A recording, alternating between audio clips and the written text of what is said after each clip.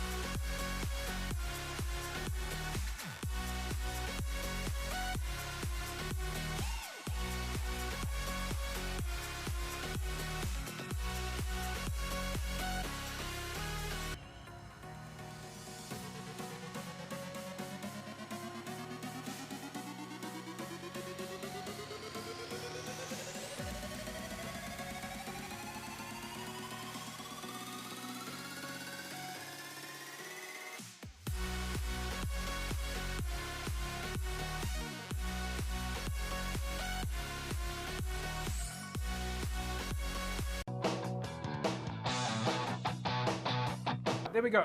Final result going in favour of False Bay, 34 points to 30. Morgs, False Bay were behind at half-time. They'll be happy with the fact that they consolidated and kept some stability into the second half. Yeah, I mean, False Bay have a relentless side. They'll keep coming. But looked like a fair share of possession there. To be fair, the glimpses that I saw, it looked like UWC almost gave it away in the end, I mean, at 30, very soft tries, take away those 10 points, bar the kicks, and all of a sudden it's a whole different ballgame. Is that what you expected to see, Rance? Yeah, actually. Like Moch said, that margin, that 3-point margin, False Bay just put another extra point on it, keeping that 4 points. But I think, obviously looking at False Bay also in a transition stage where they have a lot of youngsters in the team. So I think they're doing quite well for themselves. UWC back in Super League A, folks. They're not going to want this kind of result back on the board in this season, but it's going to be interesting to see where we go. We're going to take a break. When we come back from the break, we are going to take a look at the match between Brackenfell and Marties, as well as Kraaifontein and Belleville. And then, of course, we're going to give you an opportunity to win yourself a case of Score energy drinks. Back in a sec.